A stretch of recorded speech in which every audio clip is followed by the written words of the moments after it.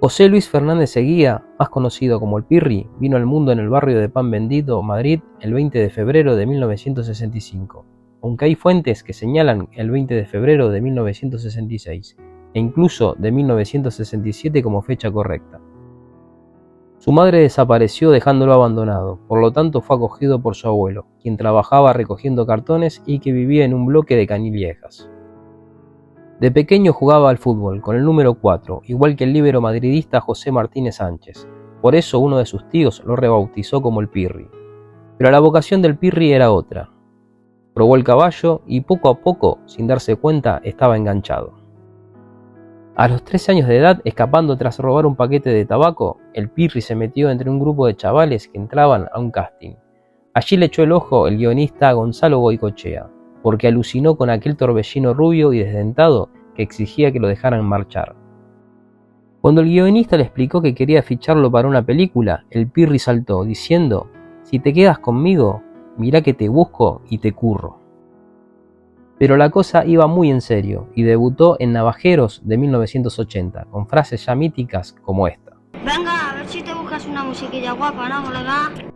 A lo tonto, el Pirri hizo de sí mismo en 12 películas, entre ellas las que destacan son Maravillas de 1981, El Pico 2 de 1984 y Sé infiel y no mires con quién de 1985.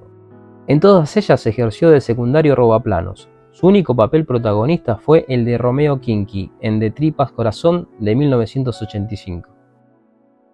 Pese a los excesos, el Pirri era un profesional que se aprendía el guión de cabo a rabo y rara vez necesitaba repetir una toma. En sus últimos años, los problemas del Pirri con la justicia hicieron que su presencia en la gran pantalla se limitara a cameos, como el de La estanquera de Vallecas de 1987, donde sale insultando a la policía. Por esa época escupió disparatadas críticas cinematográficas en el programa de Fernando García Tola, Querido Pirulí. ¿Qué tal? Bien. ¿Película que has visto? Bueno, está viendo El Rector. ¿De qué trata? Trata de un... es mitad hombre y mitad robot, ¿no? Y es un tío que es un policía, o sea que le matan, ¿no? Y los mismos tíos, ¿no? Le hacen robot. Entonces, pues, él funciona y va recuperando memoria, ¿no? Como cuando estaba vivo, y entonces hace bien por la justicia. Ah, muy bien.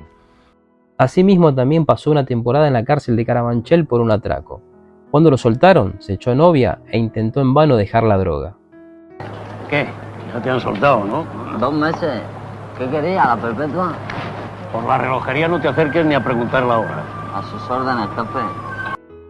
Por la tarde del domingo 8 de mayo de 1988 se le pierde el rastro al Pirri.